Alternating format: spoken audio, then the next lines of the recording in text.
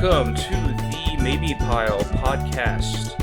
I am here with my host, Mummified Tony, or Mums. My name is Kiryoku, and we're just back at it again, and we hope to make a little bit of a splash, just gonna do our thing. We're not great, we're not terrible, we're just here to have a good time, blow off some steam, and talk about whatever interests us. So, I am here with, as said before, Mummified Tony. Tony, how are you? Yeah, I'm feeling pretty good. I'm glad to be back. Glad to get back on the saddle again. Yeah, we had a little bit of an absence, but that's okay. We're just getting back, like you said, back on the saddle, and we're just gonna keep on rolling. Exactly. So yeah, okay. What have you been up to since last we recorded, which was before Everfree? What was that, like back in March sometime? Oof. It was a while ago, and we have a lot of stuff that we've tried to... I know we had a lot of stuff that we talked about, but we didn't upload, so that doesn't matter. We'll take care of all that at some point. But what I have been doing is I've started a book, actually. You've started a book? I started a novel. That's news to me, I think. Or either I am really... I'm a terrible friend, or... Okay, good. I'm not that bad of a friend. No. You're not a bad friend at all. I started a novel. I try not to talk about stuff like this because it's I feel like it's self-indulging, and I feel like it's very bad luck because a lot of projects I talk about that I'm doing never actually get done. So hopefully this is going to be different. I am 3 chapters in already, and it's a really, really good story. I think so. I think it is. I don't know if that's narcissistic or not, but that's how it's going right now. Well, if there's one thing that I know about any of the projects I work on, having an audience or having a public knowledge that the thing exists and it's trying to be worked on is definite motivation to get it done. If there's a team or something behind me or the public that wants to see that thing come to fruition, that definitely is enough of a fire for me to get my ass in gear. If I just don't tell anybody about it, it'll never get done. But if I'm like, hey, I'm working on this, so many people will be like, hey, whatever happened to that thing? And I'm like, oh, that's right, I need to be working on that. Yeah, I totally agree, because when you tell somebody, like when I tell Lucas or Dallas, my animators, or anybody really, when I tell them about that, they constantly get on my back, and they're like, hey, why aren't you doing this? We need to see this progress. And I'm not gonna lie, it is really annoying, and they're pretty harsh about it, but I like it that way because I need that. I need that motivation. I need that constant picking, so that way I get stuff done. That's the whole point. Mm-hmm. Yeah, I know personally for me, like I said, I need someone there, and currently right now, the major thing that I'm trying to work on right now is a couple of cosplays that I want to get done, not only for cons in 2020, but also the fact that I've got a cosplay for Phoenix that I want to get done because somebody else I'm going with also wants to cosplay another character from a thing with me, and I'm like, okay, so someone wants to cosplay with me, so that means I definitely need to make sure that I get this thing done. Yes, I completely agree, and I've seen your stuff on Twitter. It's very, very good. You do some very interesting things. I gotta say, I'm a fan. I enjoy it. I enjoy what you do. That makes one of us. I think you're pretty good at it. I know you don't claim to be a professional, and I know you're not at that level of professional cosplay. Yeah, that is a thing. People get paid to go around and do that. But you definitely are on your way to being extremely good at it, and I think you already are very good at it. Yeah, and it's like I've probably said in a previous episode, I can't remember if it ever made to air or whatever. And actually, none of the episodes are currently up publicly, I think. I don't know. No, because the channel, unfortunately, has been, pooped on, but that doesn't matter. Okay. I mean, we're just... I think that might have been, a little blessing in disguise type of thing. I think that kind of gave us a reason to kind of break free of whatever chains were holding us back. So that way we can just kind of do this without any form of limits. You mean the chains of me not ever getting my act together and editing the episode faster? Those chains? Those chains? Yeah, those chains definitely aren't holding us back in this respect at all. No, I don't think it was your editing speed, but regardless of what any problems were, I'm not worried about it anymore because we don't really have to worry about that anymore. Well, cool. Yeah. So for the people that never caught those episodes, I don't know. I feel adequate about cosplay, my cosplay ability, but as the creator of the thing that I'm presenting, I'm always one of those people that's going to be the harshest critic is yourself, and I just see the things that could have done better and the things that could have been improved, and I'm just like, okay, don't look at this piece, don't look there, don't pay attention to this thing. No, it's fine.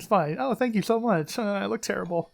Like, if there's one thing I totally get that, because I'm the same way with my writing, but if there's one thing I've learned and that Lucas has drilled into my skull, is that if you are constantly wasting time doing things over again, like, oh, I need to re-sew that or re-stitch that, whatever it is, you're constantly going to be doing that, and whatever you're doing is never going to get done. Fair. That is pretty dang true, yeah. Yeah. So I've just kind of accepted that, and that's definitely something you should do as well. It's like, just get it done, get it out there, see what other people think, and make sure that you're happy with it as best you can be. Oh yeah, and I don't think I'm one of those people that sit there and are bogged down in like the imperfections of whatever it is. I will get it done and get it out the door, and if I have time to go back, which in the case of cosplay is never, I will go back and I'll try to fix as much as possible. But in the end, there's always a point where you could have made something better. But the difference between not releasing it and constantly making it better will never see the light of day. So you have to eventually launch the product. You eventually have to get out there and do the thing and present it to the world, flaws and all, or else you're gonna never wear the outfit, or you're never gonna do the thing. And and that's just gonna make you feel even worse. The only time I've ever been like, nope, I guess I'm just not gonna wear this, was my sort of fixed head situation for my not chrysalis, thorax cosplay for BronyCon. I had a great one that I used at BabsCon and Everfree in Seattle, but I tried fixing it for BronyCon and changing it up a little bit, but then it didn't end up working even as I'm like in the hotel room, and I'm just like, well, guess I'm just not wearing the cosplay. And that actually that was a real bummer, but hey. What convention did you do that? Did you do that at? What convention were you attending? Which one? The one where I said, bummer, I'm not going to do it? Where you just said, yeah, not going to... What convention was No, that was BronyCon this last year.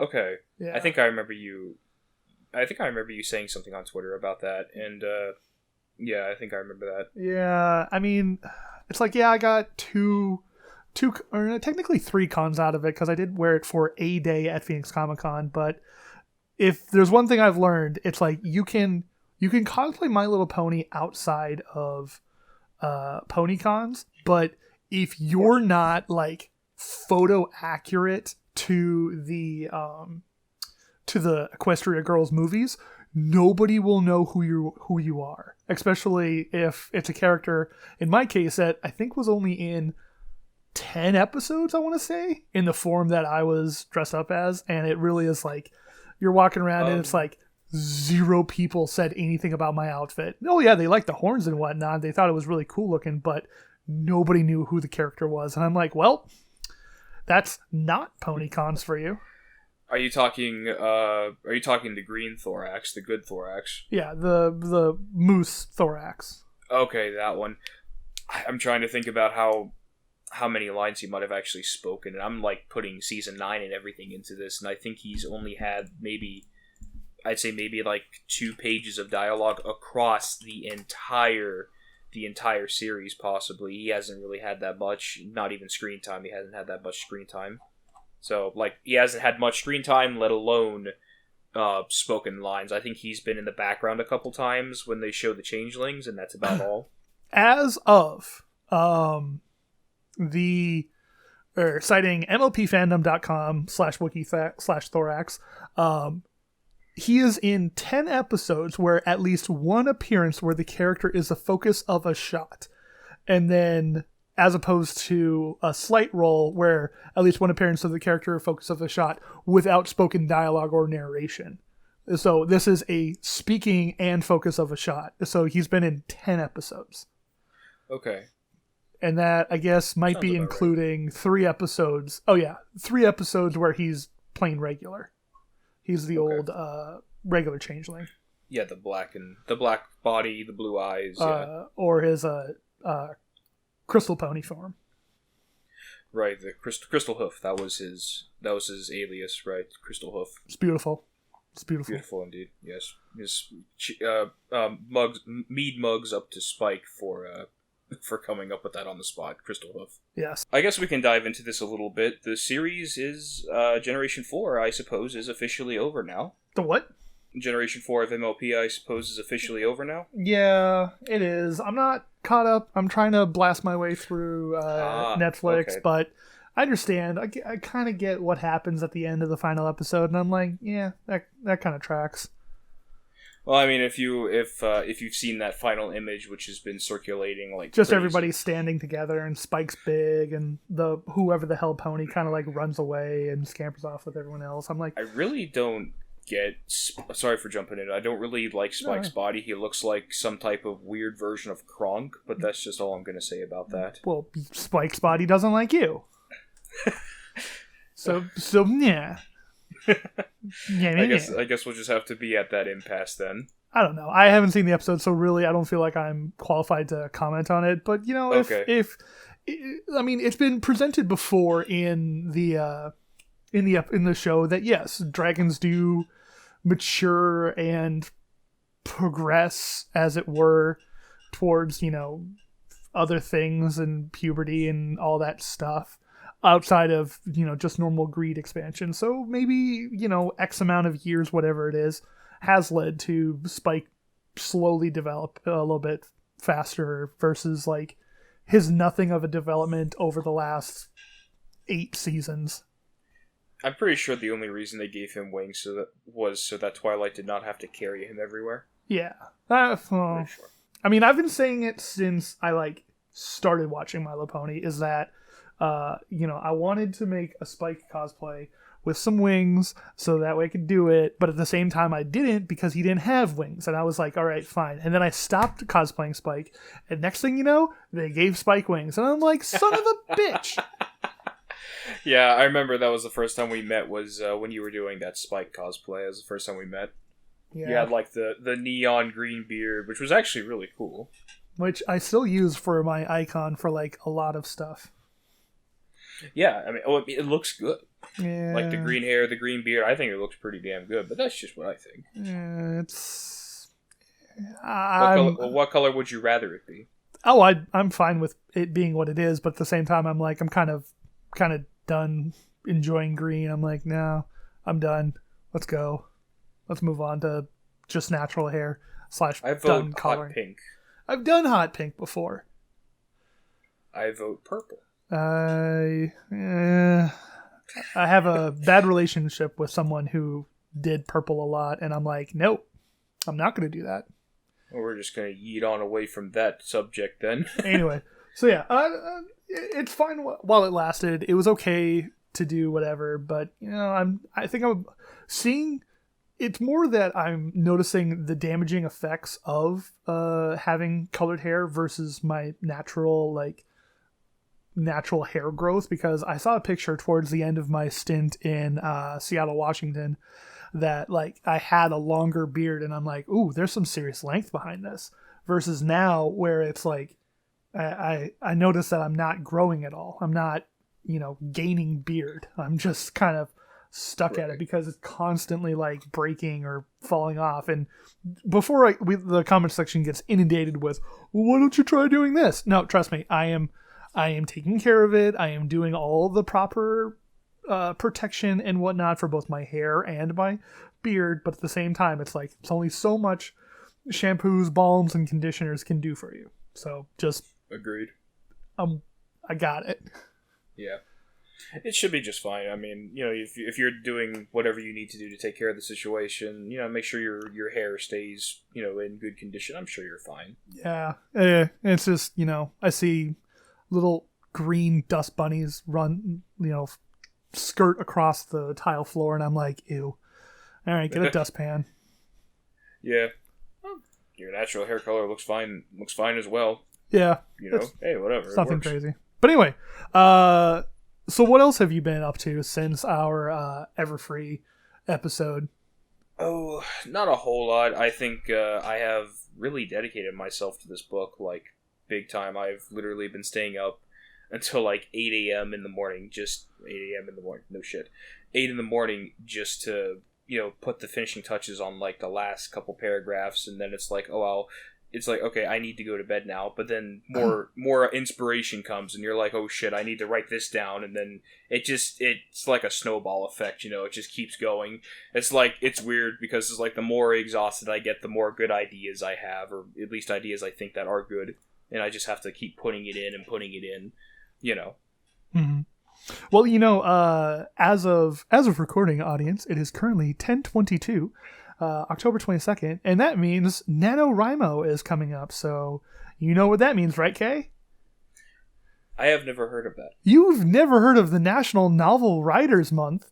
Oh man, let me tell you all about it. Now, kids at home, it's called NaNoWriMo. That's NaNoWriMo. Like I said, it's short for National Novel Writing Month. So it's a fun little project where you try to write, I believe it's 50,000 words in the month of November. You try to write just any story, any kind of novel, script, whatever, and you just write. You just go to town. You're putting down 150 words a day. And for a lot of people, like a lot of dedicated writers are going to be like, I do that all the time. I'm an avid writer. I can do that. That's not a big deal at all. And then it's like, oh, okay, then go for it. The only it's just that then it's the next day and the next day and the next day that you got to keep doing it. I've put in probably 4 years trying to get this, try to do this whole thing, and I don't think I've hit. I think I've only hit the 50,000 words once.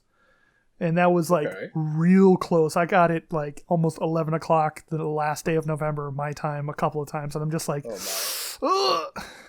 So, and it's not really anything's on the line. It's actually a program that's designed to help raise money towards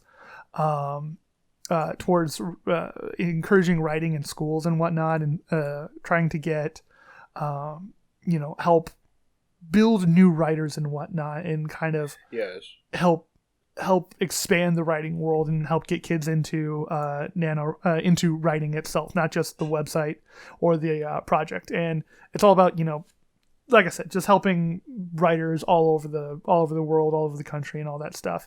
So I think that's a really sorry to interject, but go ahead.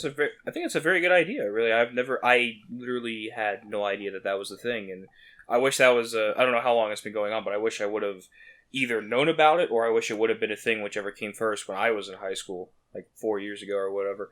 I really wish that was a thing, or if I knew about it back then, because that would have been really great. Because the school I went to doesn't really do much with writing. It's all about getting homework done and boring stuff like that. So if I would have known about something like that, that would have been absolutely amazing. Yeah. And like their website says, NaNoWriMo has grown into a nonprofit that runs year-round programs across 646 regions around the world in thousands of classrooms, empowers nearly 500,000 people to access the power of creative writing. And yeah, like I said, go to nanowrimo.org and you can sign up for this year's program. And if you manage to get to the 50,000 words, you can go off to their website and help and buy a shirt that say I beat the word beast, and then you can spread the knowledge of NaNoWriMo out there. So if we have any listeners that are into writing a lot, I know this is actually something that one of my exes turned me on to, and I've had a blast trying to do it, at least.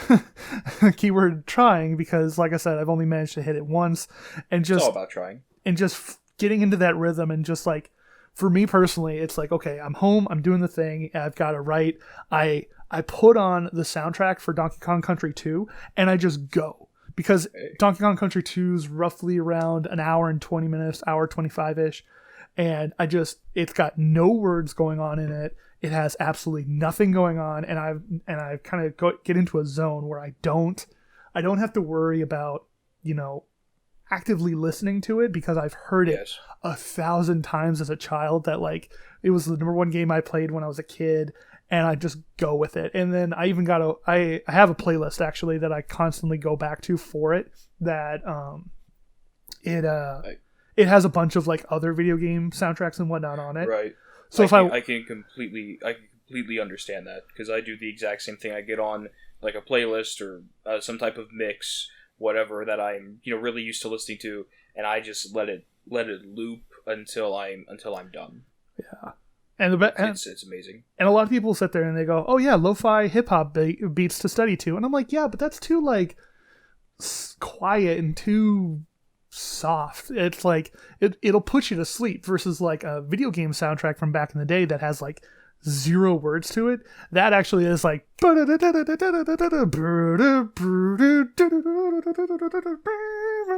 you'd be like, helps yeah, keep your mind focused, right? It like gets you going almost, but it doesn't distract it with like words and whatnot, like lyrics, that are, they're saying something and then you're thinking about verbally, or like you're putting the words in your head and putting it on, to the keyboard, and you're trying to like think of what you're saying and not what the song is saying, and like that can throw you off. But like just old video game music background songs, it's the best thing ever. I absolutely love doing that, and it's like it just gets it out of me. You know what I mean?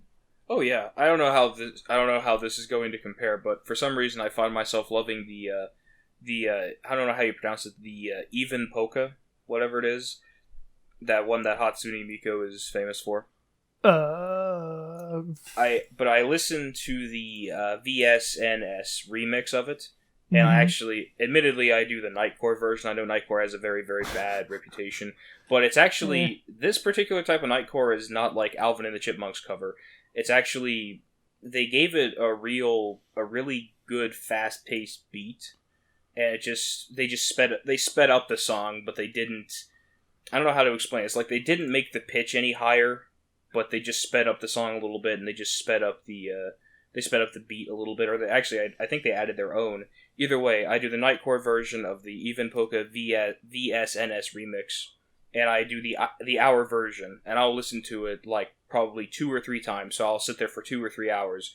Just with that on YouTube on my other tab, and Keltex, which is the software I used to write, up on the screen, I will just be going at it for hours on end. Nice. Oh, and I'm sorry, it broke up, so I was like, I didn't know what song you were talking about. But yeah, Love is Polka. I know that one. It's classic. Yeah, it's one that Hatsune Miku is famous for and stuff like that. I know a lot of people probably think that's extremely weird, but the artsy types are always very weird. That's one thing I've really learned from recent experiences, like with my voice actresses and my artists and everything else, and cosplayers. Well, for crying out loud, I mean, like, okay, well, you're about to say cosplayer. You said cosplayers, but even before that, I was going to be like, dude, I've got like, I think 6 covers of that song. Like, really? Yeah, I think on my computer, I think I have like, from when I used to hang out with this one guy in high school, I have like, I want to say like 6 different covers of Love is Polka downloaded, even like the original a cappella version, and I'm just like, hell yeah. It's just a very fast paced, upbeat song in that Nightcore remix, whatever it is, however you want to word it. It's sped up immensely, and it just really it gives me energy personally. That's what it does. Right, yeah. Because I try listening to a lot of different things. Like sometimes I'll switch it up, put on a documentary about something I'm genuinely interested in, so that way I can kind of keep my mind busy. It's like, okay, I can listen to this and write at the same time. But I try not to put up something like I try not to find a YouTuber that has like a very soft voice or like a very deep voice, because it's like it just kind of makes me want to go to sleep instead of write. So I don't like silence, so I have to have something going on. I can't have lyrics of any kind, whether it's English or anything. So a documentary would definitely not work for me. Yeah, it's usually a subject that I know, like World War II, Civil War, things that I'm very knowledgeable on. At least I like to think that I am. Oh, segue opportunity then. Go ahead. World War II, you don't say, eh? Hey. Or let's even say the Great War. Even further back. Guess who got to go see Sabaton live a couple of weeks ago?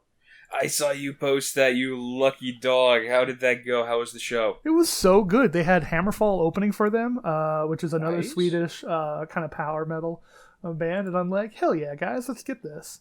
And it was great because I think I was trying to count it out, and I'm thinking this might be... Okay, so there was, I think, twice at the place that got shut down because it kept having gunshots at the rap concerts. There was 805 Live, I want to say, or someplace in Tempe. So that's the third. There was the Red Owl in Mesa. And then I think twice at the Van Buren I've seen them. So I've seen Sabaton 7 times now.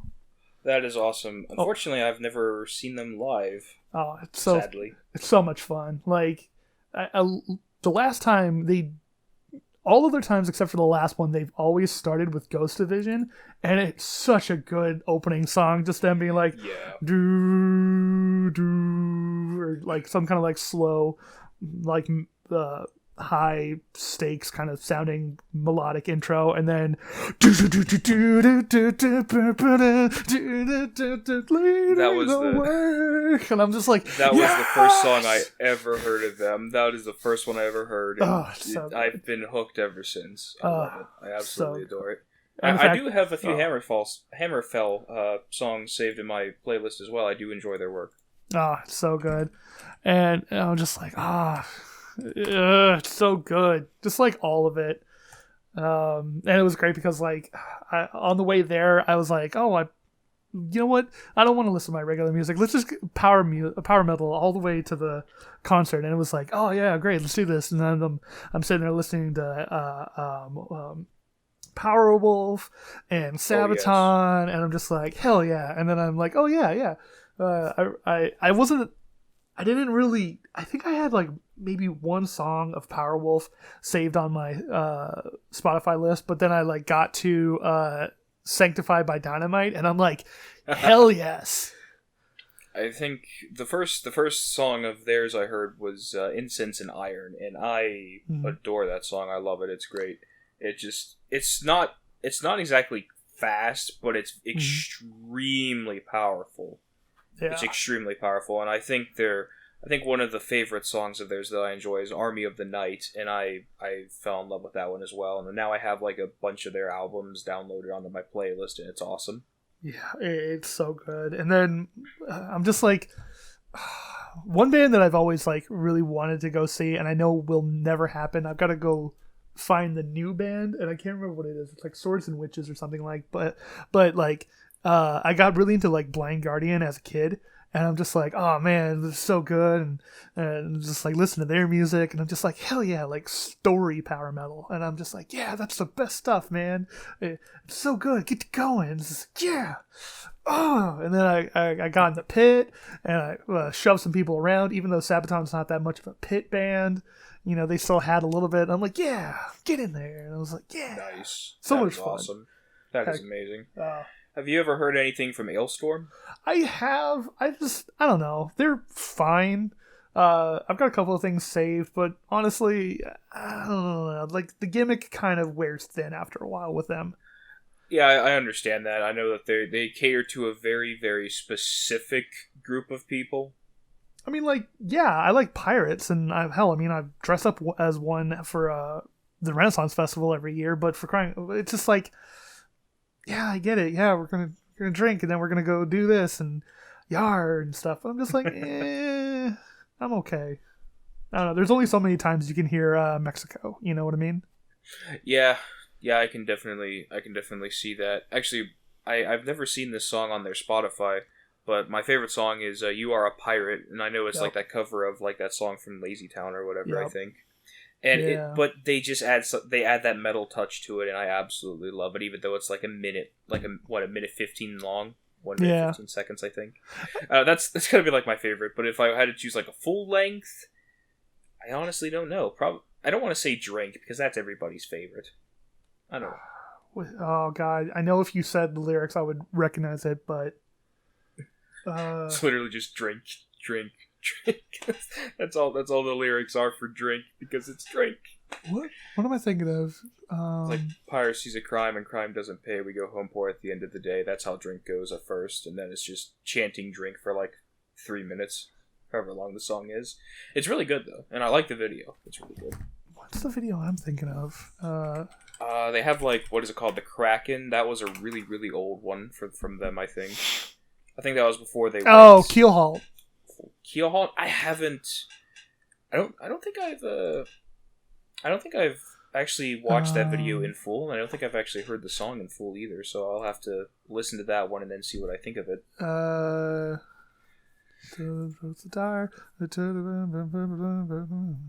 Wait, hold on. What the fuck is this website? Get out of my face. It wants to see your face. We want to see your face. Do a face reveal. Never. Oh, here we go. Genius lyrics. As much as I love this website. Stand for you. I'm most of the time. That looks a traitor in a suit. Captain Tire. No mercy. Oh, yeah.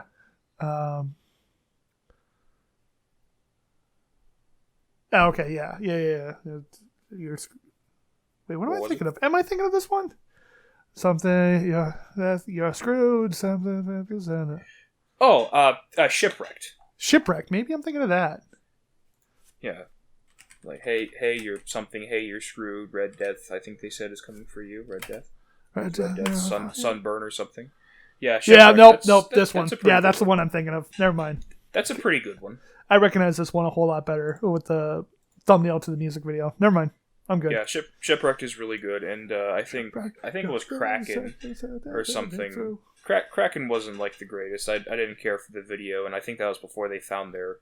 I think that was before they found their niche. You know, niche, their niche, their foothold, whatever you want to call it. Yeah. I didn't expect. I don't even know who they are. Like, I don't know the band members' names. All I know is that the lead singer was like screeching a lot, and I'm like that definitely doesn't sound like the guy who sings Mexico. Like, you know, it's like that's probably my least favorite song of theirs. But either way. Yeah, and then I'm sitting there hanging out at the Van Buren, and I'm like, oh hey, Hobo Johnson's coming to the Van Buren, and I'm like, oh boy, can't wait to. Nothing. Can't wait. Can't wait to do. Can't wait to go home. Yeah. Yeah, can't wait to. I mean, like I sat there and I was really into Hobo Johnson when like that one song that everybody knows, Peach Scones, came out. And I'm like, oh yeah, this is a good song. But then I'm like, I listened to another song of his, and then another song of his, and I'm like, okay, you know what? It's kind of all sort of the same. Like, it all has sort of like the same vibe, and I'm like, all right. I guess. Like, it's a good song, good couple of songs, but I don't think I'm, like, down enough to, like, see him live. Unlike, as compared to another quote-unquote internet famous rapper, Watsky, I would kill a man to go get tickets to go see Watsky in Phoenix. That would be so much fun to go see. Right. That'd be pretty cool, I guess. Yeah. I think, so I guess he's... But you say Hobo Johnson, I guess he's kind of like one of those guys where is it like you just have like that... Is it sort of where you have that one song that you really like, but you just don't really care for any of the other songs? I mean, like, if you like the one song, you're probably going to like all the other songs, but at the same time, it's like, well, they're all the same songs, you know? It's all kind of not necessarily that sad boy rap, but at the same time, I don't know, it's just... It's a certain style he has, but that's the only thing he has. You know what I mean? Right, okay. Like, there's a lot of people that can, like, change up and mix up their, you know, style and what they deliver and how they perform. But then he's, like, just there kind of doing the same thing. Like, different songs, obviously. It is a different song, but I don't know. It just kind of gets a little samey after a while. Right. I just thought it was like, you have like that one good song that stands out above all others, because I kind of have that same thing going on right now with this band. I don't know how I guess it's called Ed Guy. Mm-hmm. Because they have like Vainglory Opera, and I absolutely have a hard on for that song. I love it. And I was like, oh, hopefully this will be another band that I can, stuff into my playlist. But unfortunately, they have like that one song, and the whole other album, all of their other songs, just they don't measure up. It's like they blew their budget on that one song, and now it's just nothing else adds up. It's like it's like to me personally, that song is like their pinnacle, and they haven't been able to reach it since. Right. So right. if you want to check it out, just look up Vainglory Opera, and it's actually it's extremely good. It's very, very good, but just none of the other songs that they have just add up to that, in my personal opinion. Right. I mean, like, so, it's everyone's got their own thing. So I mean, obviously, if you're listening to us and it's like, oh hey, I listen to that Sabaton and it's terrible, I'm like, that's cool. Whatever, dude. Yeah. You do you. That's see fine. See you in hell, but just die.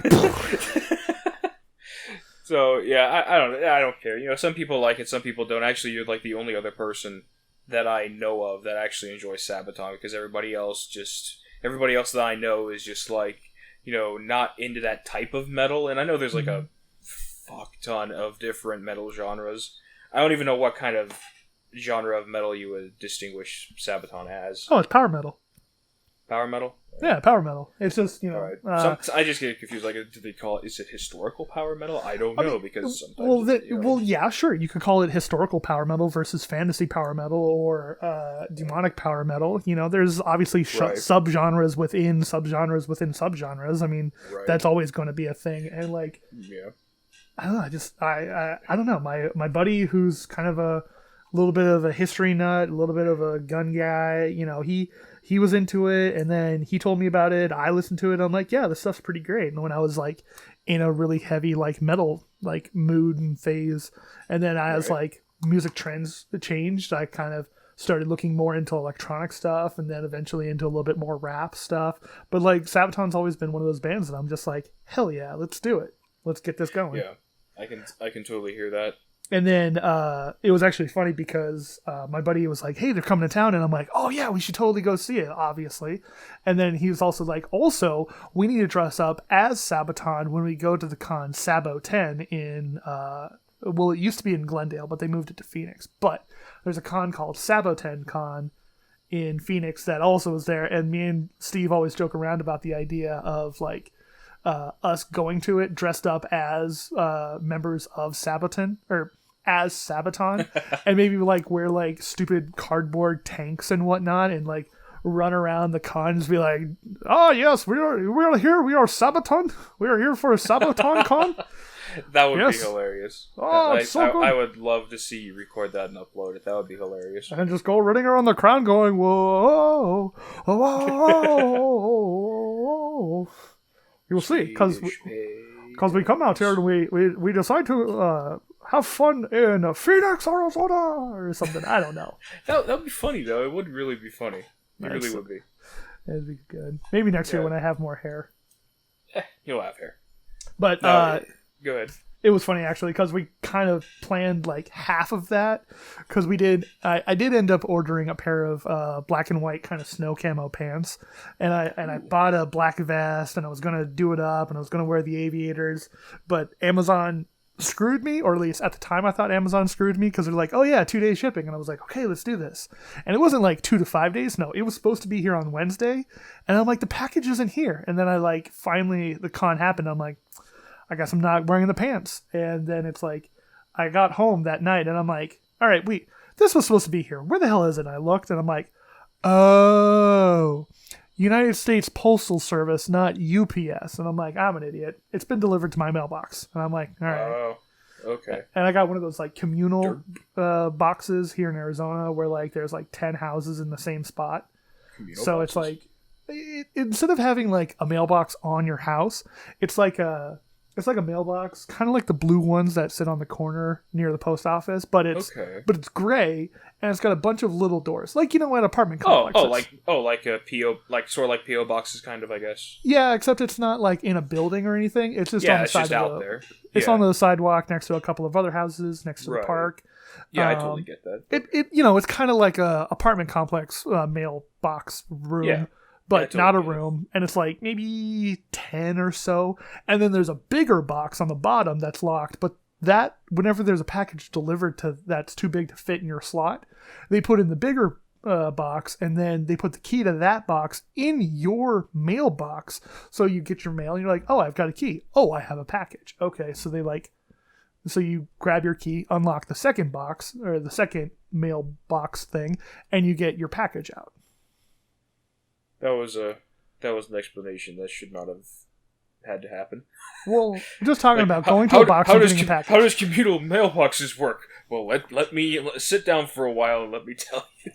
All right, you got your little box and you got a bigger box. That makes me feel very dumb. And they put your package in the box, and they put your mail in your personal I get that. box.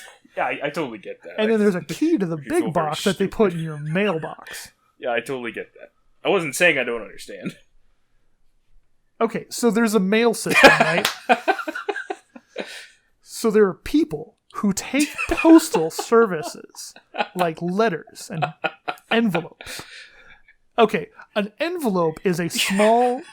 Oh, God. A planet is a large... This has gone way off track now. To ship a package, you first have to create the universe. Billions and billions of years ago. Anyway, if you want some epic fantasy metal, I recommend Glory Hammer. If you want, I don't know, my fantasy metal group would probably have to be Blind Guardian. I don't know if I've ever heard anything from them. Go look it up. They are so good. They're disbanded, I think. I don't think they do anything anymore. But the lead singer is now in, I think, a new band that I think is called Witches and Demons, but I could be wrong. Cool. If only I had a sum total knowledge of all the shared human knowledge in the world available at my fingertips. As he clickety-clacks away. As I go and search the giant aggregate of all, the sum total knowledge of all humans' shared knowledge. Little did we know he's actually just typing on a typewriter. Yes. Ka-ting!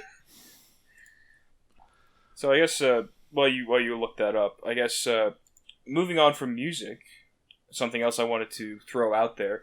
Apparently, the PlayStation 5 is coming out next year. I couldn't care less. I'm a PlayStation fan, so I have to care. It's part of my religion. Okay, then you educate me as to why the PlayStation 5 is something I should be excited about.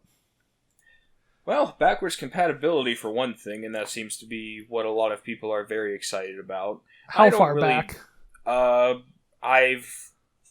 It's guaranteed for PlayStation 4, so if you have a disc from PlayStation 4, you can do that. But okay. I think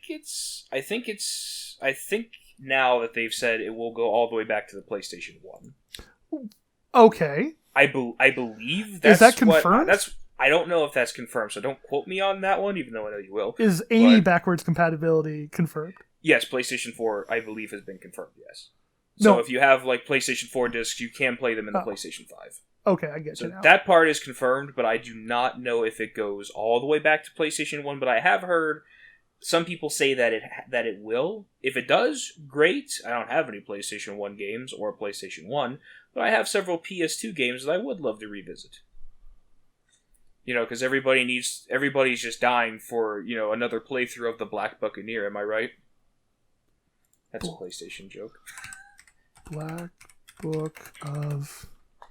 No, the Black Buccaneer.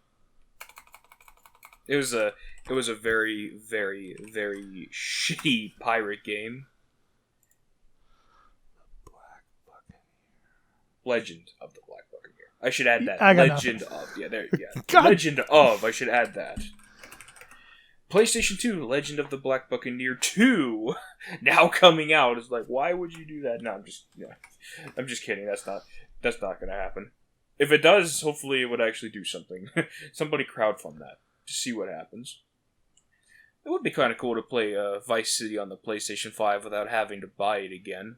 Ugh, I already bought San Andreas for the PlayStation 4, so I haven't actually completed it yet either, so I should really do that.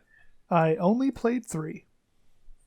I think I watched my friend play 3 for like an hour before I just got tired of it, and I was like, I've been spoiled by San Andreas. I was spoiled by San Andreas. That was my very first... Actually, I think that was my very first video game that I ever played was GTA San Andreas. Mm-hmm. My very first game. So, violence right out of the gate. Controversy be damned. Who cares? So I did that. It was pretty fun. San Andreas was a very fun game. I never actually beaten it, though. Mm-hmm. I've gotten further on the PlayStation 4 version than I ever have on the PS2, so it's alright. Although, it really pisses me off, because they basically ported it over and sold it for $15, which I really hate, because it's like, that game I don't really think is worth $15 anymore. It's 2019. Demons and Wizards. Demons and Witches, that's the band you were thinking of? Demons and Wizards band. Wizards. Demons and Wizards. The singer, along with John Schaefer, the lead founder of Iced Earth, their lead singer Kirsch is also a member of Demons and Wizards, where he is the lead singer. So John Schaefer of Iced Earth and the lead singer of Blind Guardian have another band called Demons and Wizards. There. Awesome. Yeah, now I can... You can sleep tonight. I can sleep tonight. The evil has been vanquished. We can sleep well. Nice. Yeah, so... But anyway, like I was saying, I'm excited for the PlayStation 5, not just for backwards compatibility, but mostly for... I'm just looking forward to the new games that are going to come out with it, because I'm expecting... Oh, and a new platform that the... I don't want to set myself up for failure, but I definitely am expecting a lot of upgrades to MMOs that I might be playing on the PlayStation 4, and a lot of upgrades to, future games that are going to come out, like for the 40th time that they re-release Skyrim. Of course. A new platform has come up. It needs to have Skyrim. You know what's going to happen. You know it. Yes. All major gaming consoles need Skyrim. I wouldn't be surprised if what's going to happen is they're going to re-release Skyrim as soon as the PlayStation 5 comes out, and then they're probably going to try to sweeten up the announcement. Whatever, they're just going to have a little announcement. They're probably going to sweeten it a little bit by saying, also, here's another trailer for The Elder Scrolls 6, or the first trailer, because what we've seen so far is just the title, so just The Elder Scrolls 6. We don't even know what it's going to be called. Ugh. Well, it's going to be... Well, it has to be The Elder Scrolls 6, I mean... Well, that's what it's going to be. I just don't know what the province is. Like Elder Scrolls 4 Oblivion, Elder Scrolls 5 Skyrim. I don't know where, 6 is going to take place. Elder Scrolls 6, Return to New Phyrexia. What? Sorry, it's I guess I should have said Elder Scrolls 6, Return to Ravnica. It's like, it's a Magic the Gathering thing. It's like, no, we've gone back to Ravnica 3 times. We need to go someplace else. And it's like, I know who can go back to Ravnica now. Elder Scrolls. Man. It's like, I don't know. I don't know much about the Scrolls lore and whatnot. I mean, I barely played Morrowind, and I've barely even touched Oblivion. But, and I never even thought of even touching the MMO, because I just don't care. Well, as somebody who has Divin, I guess Divin dive, whatever. Divin? Yeah. No. I'm gonna put a hard stop on that one. I had a little bit of a stroke, I'm sorry. Take it again? Yeah, I was checking myself Divin, whatever. As somebody who has dived into the lore, admittedly, please cut that part out. As somebody who has dived way too deep into the lore of everything Elder Scrolls, admittedly, way too deep, way too much, I can safely say that the lore is fascinating. The gods in the Daedra are very fascinating, and the province, learning things about the provinces, that's really cool, and if you really pay attention to Elder Scrolls Online, I know that everybody's like, MMO, no way, but it's actually a really good game. It's not as bad as it was when it launched, Because I know when it launched, everybody was like, especially Angry Joe, he really took a shit on that game. And, whatever. But I started playing it a few years after it came out, and it's actually really, really good. I gotta say, I actually really do enjoy it. But point is, if you actually pay attention to the game, while you're playing it, and you don't just power through all the dialogue and stuff, you actually learn a lot about the lore. Mm-hmm. You learn a lot about the lore of the game, a lot about the kingdoms, the All-Merry Dominion, and it kind of makes me feel bad, because it's like, the All-Merry Dominion in Elder Scrolls Online is not really all that terrible. Like Queen Irene, the ruler, is actually not that bad. She's actually really well traveled and knowledgeable and stuff like that. And it kind of makes you feel kind of shitty, because playing Skyrim, it's like they are complete douchebags, and it's like, how the hell did they fall from being actually really decent to being just utter shitbags? So Hashtag Stormcloak, by the way. I am a Stormcloak supporter. I don't do the Empire. That's just me, though. That feeling when the Imperial Dragon won't sit on your face, crushing you instantly. I don't know. It's just weird. I don't know. Anyway. It's there. So I'm definitely looking forward to that. But like I said, I wouldn't be surprised if they showed like a trailer for the Elder Scrolls 6 or something like that. Because Skyrim's going to come out on the PS5. It will. Well, duh. And so I'm just thinking that Bethesda will probably just sweeten the deal a little bit by releasing a trailer. It's kind of like whenever they released Fallout Shelter, and they coincided the release of Fallout, or the announcement with Fallout Shelter, with the trailer for Fallout 4. I believe is how that went. They did Fallout. They announced Fallout Shelter, and then they also showed a trailer for Fallout 4 at the same time, I think. To try and either way, they tried to sweeten the deal a little bit, and they were like, "Hey, let's do this," So it just makes people feel a little better. And it's like when they also came out with Elder Scrolls Blades, which I haven't touched because fuck that game. Ugh. I don't do mobile games that much, unless I do like Clash of Clans and Clash Royale. And like Portal Quest. And those are like the only 3 I do. I'm fine with mobile games that are mobile games. I'm not okay with mobile games trying to be console games. No, I don't like this whole like, oh, you can play Fortnite on your phone, and I'm like, yeah, why? Sure. You can play Call of Duty Modern Warfare 5 on your phone. Why? Okay, really?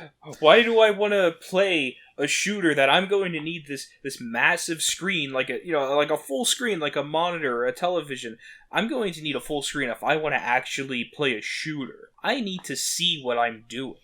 Exactly. And it's like, it sucks. Well, I mean, not like range combat does anything in those games anyway. Fuck it. Yeah. I don't know. That doesn't matter. Anyway, but if I'm not wrong, they coincided the release of Elder Scrolls Blades, or the announcement, whatever, with with the title of Elder Scrolls 6. They were like, the announcement of it. They're like, yeah, it's here. Because I watched that. I actually watched that live. I remember it was like, yeah, we are giving you like 4 Elder Scroll games announcements right now. It was the mobile one.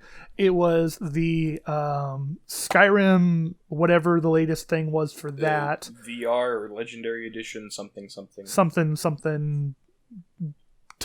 One of the two. It was either Legendary or VR. Continue. Yeah, and then they were also like, oh, by the way, one more thing. And then it was like Elder Scrolls 6. You see, what's coming soon? They do that to save face. It's like, shut up, get out of here. They do that to save face. They're like, can you please give us a little bit more change, please? Yeah, coming late 2020. Wait, what?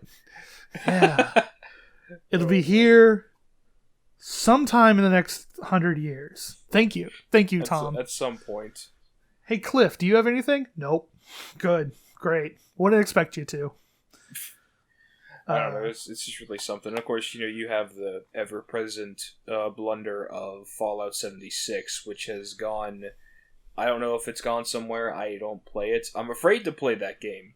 I'm not spending money on a game that has, a reputation for setting records as far as crashes go. And for a Bethesda game, that's saying something. Well, for crying out loud, like, this is the company that actively put out a trailer where the collision physics didn't even work in the damn trailer.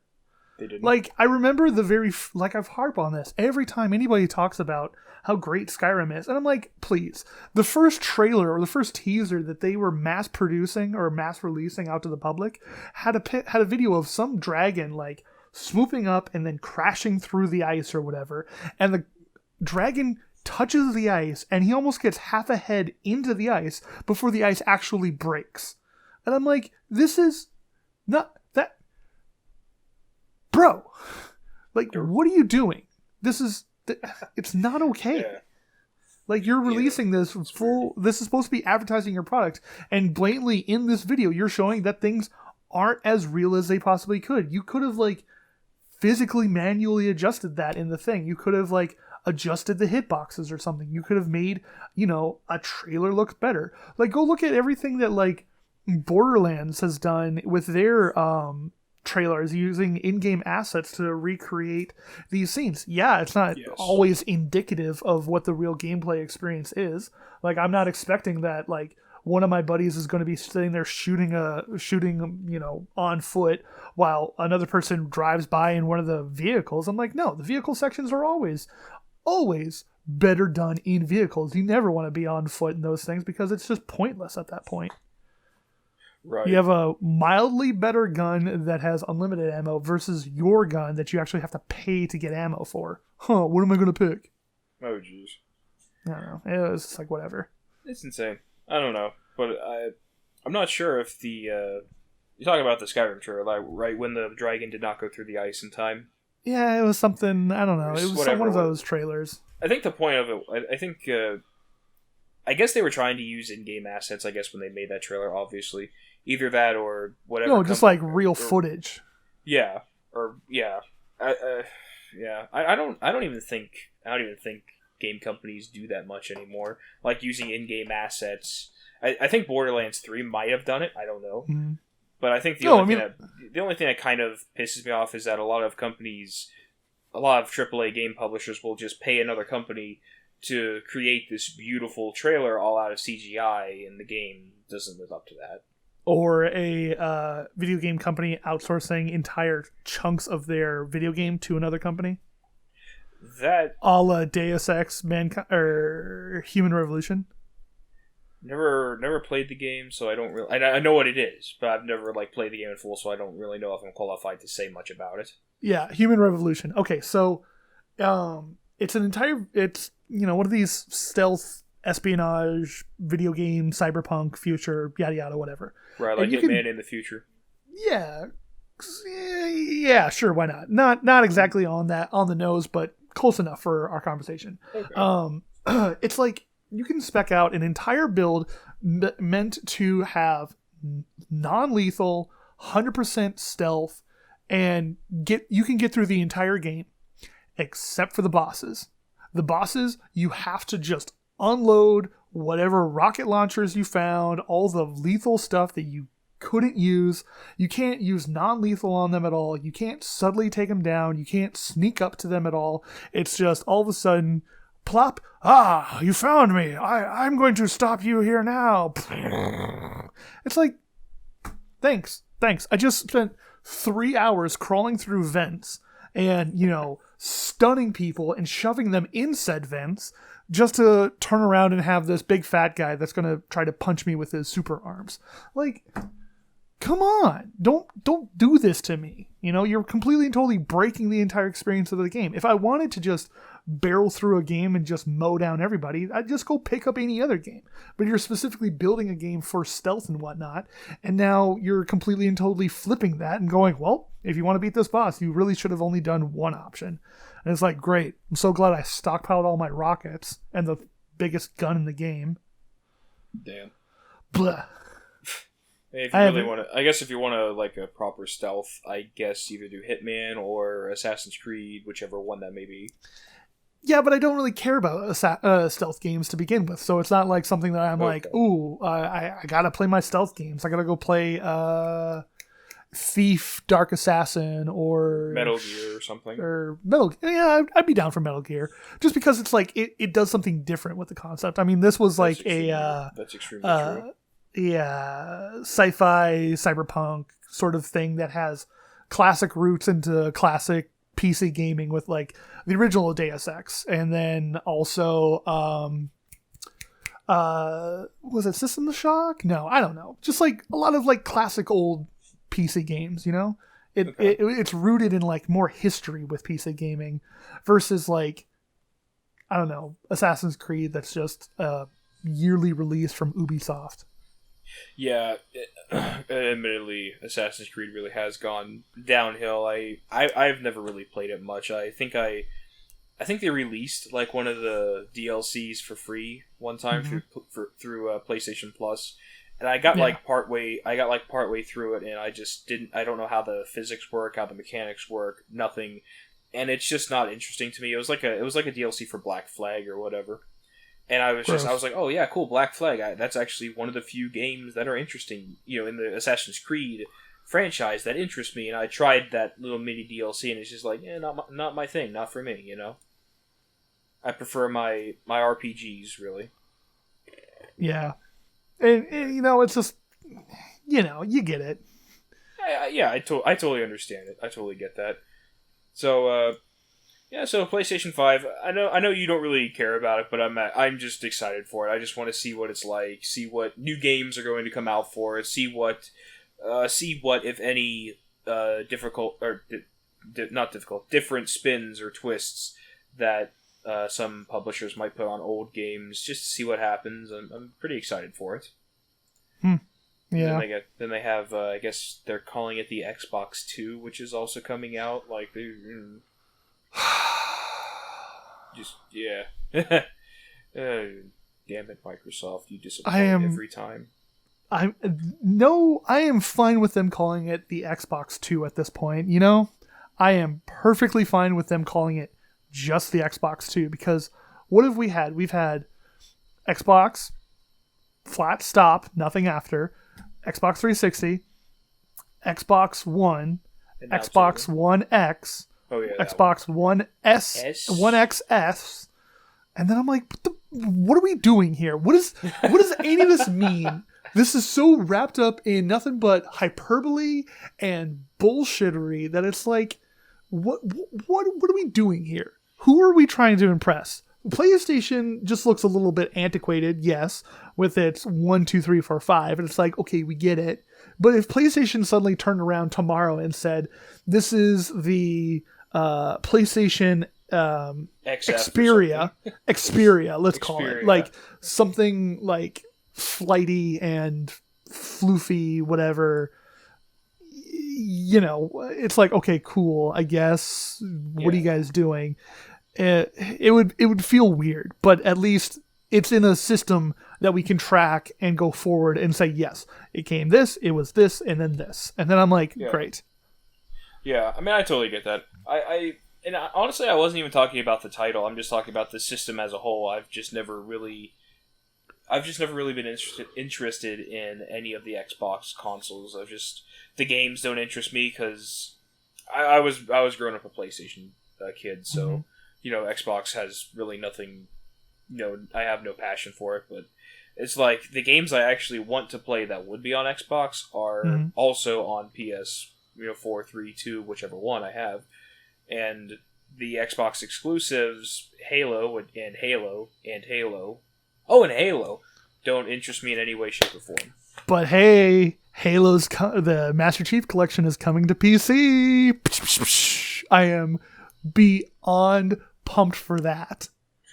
Then you go forth and you play it, man. You go forth and have some fun.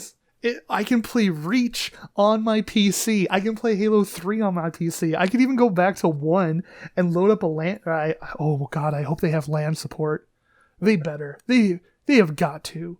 They can't be dumb and not offer LAN support with that game. They have to. I don't see why they wouldn't. Meanwhile, Destiny 2's free, and I've just been doing that. Who cares? Exactly, but it's free, so I'm gonna play it. All right. You know what else is free? A punch in the head. Okay. I'm just like, all right, I guess. Then we also have Fortnite Chapter 2. Oh, fuck off. Shut up. Everybody loves Fartnut.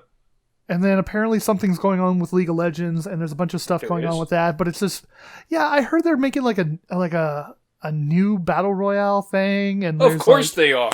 I don't know, man. Why not? And like half of the fan base, from like my outside perspective, is nothing but people being like, "Oh yeah, they have no new ideas at all, and this is all nothing but dumb bullshittery." And I'm like, "That's why I don't play League of Legends." You know, I don't know if you follow Call of Duty or not. I don't anymore. Nope. But I forget what the name of that Call of Duty game was where they did introduce the Battle Royale. I don't know. It was the last one. Yeah, I don't know what the title of it was. It was the Call of Duty 2019 edition. Yeah, whichever one. You just have to call it that from now on. You got to be like, oh, what year was it? 2019. Oh, that Call of Duty. They gotta run out of names at some point. They probably have like the names like on the list on somebody's computer. They've already run out of names. It's all the same thing all over again. It's like, what is this one? I'll bet you anything that they're just gonna call the next Call of Duty 2020. Why not? Why not just call it 2020? Either way, I know like Battle Royale games seem to have like a short shelf life among the individual. Fortnite being the strange exception, but it's like they were like my friends, all of my friends except for me bought that. What's up? My friend. So my friends all except for me, all of my friends bought the 2019 edition, and they're like, "Oh, dude, you gotta buy it. It's so fun. It's so awesome. The open world is so big. We love not open world, but the battle royale map is so big. We love it. It doesn't have a story mode, but that's okay." And I was just like, I'm not spending like $60 to $200, $300. I wouldn't spend it on the Ultimate Edition, but I'm not spending $60 on a game that nobody's gonna want to play. And what happened after about 3 months? Not a whisper. Nothing. None of my friends talk about it anymore. Now it's all Apex. That's all it is. It's Apex. And nobody even plays Apex anymore. I have like one friend that's a holdout who still plays Apex. And now everybody's just gone right back to Fartnut. And that's about all. I don't even know what people are playing right now. Right now it's Fortnite Chapter 2. And I think that's about all. I don't actually know. I don't actually know. Everybody's getting hyped for The Last of Us Part 2, which is actually really cool. That sounds really nice. Did that come out? I don't think it came out yet, but everybody's getting like excited for it, I think, and I'm definitely looking forward to that myself. That's a game that I can really get into. I loved the first one, and they recently had The Last of Us 1 remastered as a PlayStation Plus game, and I downloaded that. I'll have to play through it at some point just to see what it looks like. Do I have The Last of Us? If you have a PlayStation, possibly. No, I don't have a PlayStation. I haven't had a PlayStation since PlayStation 2. I don't think that it's on PC, but don't. Oh no, me. it totally should be. Oh no! I'm sorry, not The Last of Us. I'm thinking of Life is Strange. Oh, yeah. I missed out. I think they had that as a. Oh, The Last of Us, the zombie game. Yeah, The Last of Us. Yeah. I know what you're talking about now. Yeah, I know. I've seen movies.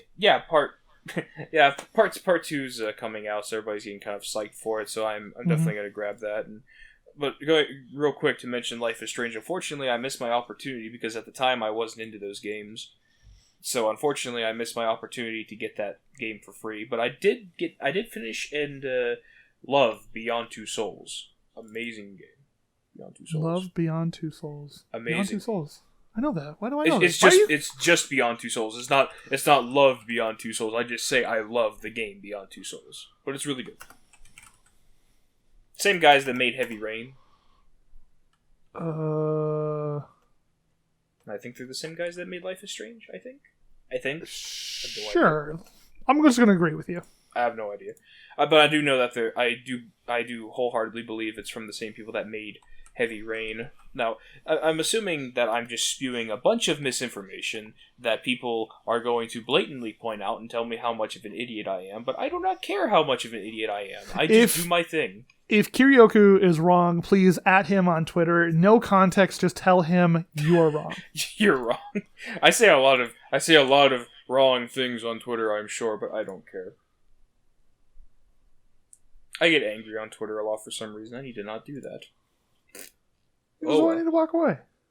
I got it. That's something I gotta master. You know, strangely enough, in real life, I'm better at walking away in real life than I am on Twitter. I don't know why. Probably because Twitter is more. I don't know how you would put it. I don't know what to say about it. Twitter is just, for some reason, it's addictive. I don't know what it is. I You know need what's to get rid of it. Beyond Two Souls just looks like the those like composite images of where they take like 100 people and just mash them together, and here's the aggregate image of like this particular thing, like they did with like all the Major League Baseball players from 2018, and they just put all their faces over each other, and it just was like one cohesive face that you couldn't identify who exactly it is, but you all have actually seen that exact person. That's what Beyond Two Souls is for me. I'm like, I know this game. I don't remember this. Wait, what game is this? Like, I am not understanding it at all. It's like I'm getting Heavy Rain and Detroit, a New Human or whatever, like mashed together in my brain. Become Human, yeah, Detroit Become Human. I've been watching a friend play through that. It's pretty cool. Anyway, but Beyond Two Souls, it's really interesting. Like, it's about this girl who has like these supernatural abilities, but I think her abilities are given to her because what is it? Because like apparently she has a brother that I think was like she was in the womb with her, I guess her twin brother or whatever, or some type of brother. I don't know, fraternal twin or whatever. But he was like, if she was in the womb with someone, he would have to be a twin brother, right? I don't know. Yeah, I wasn't sure if it was like a twin or fraternal twin, whatever. Either way, some sort of twin. Because like fraternal or paternal, whatever it is that where the twins don't look alike, but they were born at the same time, whatever that means. Sure, whatever that means. I don't know. I'm not a doctor. Fuck it. Anyway, I guess he was like. I guess her brother was like stillborn or something. So, but his soul kind of like latched onto her. So now he's like in the spirit world, giving her these abilities and stuff, so she can like ask him, be like, "Hey, can you go open that door for me?" And you can play as her spirit brother, and you can go and open the door and do things for her. So you can do things like that, and there's like this whole. It launches into this whole government conspiracy thing, and it's actually a really good game, but sometimes it doesn't. Sometimes I feel like it doesn't mesh together very well. Like the story, sometimes I feel like doesn't mesh very well. Mm-hmm. But it happens. It's a thing. It just does its thing. The only thing that I never really understood was like they basically force her into like boot camp to be used as they basically use her as a spy because her brother can go through like locked doors and stuff without having to worry about it and stuff like that. Because like there's one portion of the game where she literally has her brother, spirit fly up like a few floors in like a Saudi palace to look through like these documents so she can see through his eyes. So she's just like, she looks possessed as she writes down all the information in this journal, and that's that. But it's like, it kind of feels really weird because like they show this portion of her in boot camp, and I'm just kind of sitting there like, what happens if she says no? Like she's not even like 18, I don't think. So it's like, what happens if she just says no? I don't want to be in the army or navy or secret service, whatever the fuck she's a part of. Like, what happens if she says no? Well, you could, but then the game would be over. I know, but it's like it's just kind of weird because like is there a way that they're forcing her to do this? Because she has no connection. Like her parents are basically out of the picture, so it's like I don't know. What's her motivation? Really, no motivation. But either way, that doesn't matter. So I guess we're kind of rambling. So do you have anything else to kind of throw into the bucket of random words we've been saying for the past hour and 16 minutes? Well, I could go off on like other things that have been going on, but I feel like we've probably hit enough already with this show. So yeah, I'll probably just leave it for like next week or something like that. That sounds perfectly fine. I know it's the first. It's the first episode back, so we're kind of hitting a lot of nails. Not on the head, but we're just hitting a lot of different points, so to speak. Not nails, because they're not that direct. But we're kind of hitting a lot of different bullet points, I guess, so to speak. We're dropping hammers, but we don't know if we're actually hitting the nail or not. Yeah, we're just kind of everywhere right now, so we're just denting wood. We're just having some fun, so hopefully, I know I had fun talking. I hope you had fun talking as well, Tony, and I hope that our viewers enjoy listening. Yeah, as maybe hot, maybe warm, maybe cold takes as they may be. We always appreciate it. And if you guys, ever... do we have a Twitter account set up? Do we? We do not. All right. Well, but, by the time I'm done editing... by the time I'm done editing, I'll probably have a new Twitter. But if you guys do have any questions, you can always tweet at us with hashtag #AskTheMaybePile, and then we'll get to them in future episodes or next week or whatever the next episode comes out. We're going to try to keep this regular. We're going to try to keep a regular production schedule set up for this, and hopefully Kay can get this audio over to me fast. That way I can edit it fast. That way I can get it on the YouTube fast, and we can generate a consistent production schedule. I will get the audio to you as soon as I hit the stop button. Cool. Right on. Well, hey, right. Then tell you what, Mr. Host, why don't you take it on home? Why not? All right, well, thank you for those of you who decided to stay for the entire podcast. Thank you for watching or listening. We'll give you something to watch, but thank you for listening. That's what matters the most.